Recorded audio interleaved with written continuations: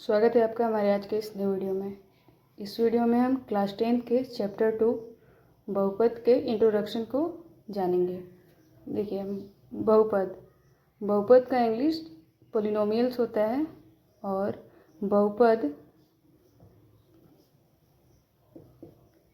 जो होता है वो चर और अचर से मिलके बना होता है।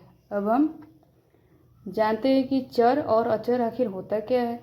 चर जो होता है, चर को इंग्लिश में हम वेरिएबल बोलते हैं, अचर को हम इंग्लिश में कांस्टेंट बोलते हैं। देखिए, चर जो होता है उसका मान बदलता है, लेकिन अचर का मान कभी नहीं बदलता है, वही मान रह जाता है। जैसे देखिए, चर में हो जाएगा x y z। ये क्या है?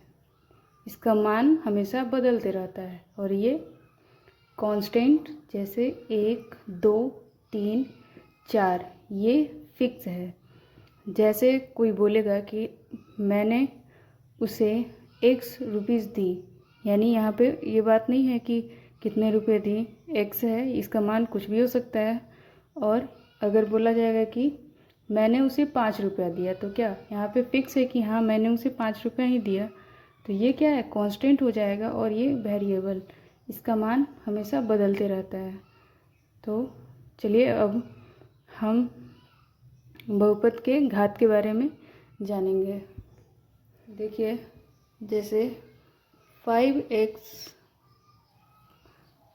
देखिए ये क्या है? 5x, यहाँ पे 5 हमारा अचर है और यहाँ पे x हमारा चर मान है। इसी को ये जो मिला ये हमारा एक पद बना, ठीक है।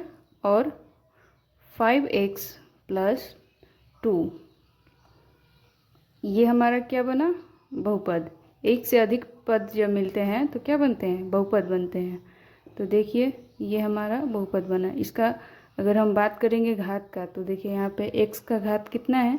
अगर कुछ नहीं लिखा रहता है इसके ऊपर कोई इसका मान, तो यानी हम 1 समझते हैं। तो देखिए इसका घात कितना हुआ? 1। अब हम इसके घात जो होते हैं इसको हम बारी बारी से जानेंगे। पहला है रैखिक बहुपद। इसे देखिए, एक घात वाले जो बहुपद होते हैं उसे हम क्या कहते हैं? रैखिक बहुपद कहते हैं। जैसे हम इसको एग्जाम्पल में देखते हैं, 5x + 2 ये 3x - 5 y + 2/3 √2x + 3 ये हमारा, देखिए ये रैखिक बहुपद कैसे है? जैसे 5x + 2 है तो यहाँ पे x का घात कितना है? 1। इसमें भी 1 है, यानी जो भी रैखिक बहुपद होते हैं उसका घात 1 होता है। तो देख, ये हमारा रैखिक बहुपद हो गया।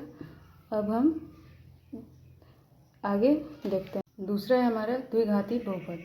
देखिए, जिस बहुपद का घात 2 होता है उसे हम द्विघाती बहुपद कहते हैं। जैसे देखिए एग्जाम्पल में, x² - 5x 3x² + 8 ये हमारा, देखिए इसका घात 2 है, x का घात 2 है। ये हमारा क्या हो जाएगा? द्विघाती बहुपद। ऐसा पद जिसका घात 2 हो उसे हम द्विघाती बहुपद कहते हैं। देखिए 5z² + 1/8 ये सभी हमारा द्विघाती बहुपद का एग्जाम्पल है। द्विघात बहुपद का व्यापक रूप के बारे में हम जानेंगे। देखिए, द्विघात बहुपद का जो व्यापक रूप होता है वो इस तरीके से होता है, ax² + bx + c। और इसमें का जो a होता है वो a ≠ = 0, यानी a जो है 0 के बराबर नहीं होगा। ये इसका व्यापक रूप है। और रैखिक बहुपद का भी हम व्यापक रूप को देख लेंगे। रैखिक बहुपद का व्यापक रूप ax + b के रूप में होता है जिसमें इसमें भी होता है a is not equal to 0, यानी ए इसका 0 के बराबर नहीं होगा। अब हम त्रिघाती बहुपद के बारे में जानेंगे। तीसरा है हमारा त्रिघाती बहुपद। 3 घात वाले बहुपद को हम त्रिघाती बहुपद कहते हैं। देखिए अब हम इसके एग्जाम्पल को देखते हैं। जैसे x cube minus 5 4x cube plus 3x square, ये अगर बहुपद दिया रहेगा, पूछेगा इसका घात कितना है, तो क्या हो जाएगा 3, त्रिघाती बहुपद है। और x cube plus 3x cube plus x plus 4, ये इसके एग्जाम्पल है कुछ। अब हम त्रिघाती बहुपद के व्यापक रूप के बारे में जानेंगे। व्यापक रूप क्या है इसके, उसके बारे में जानेंगे।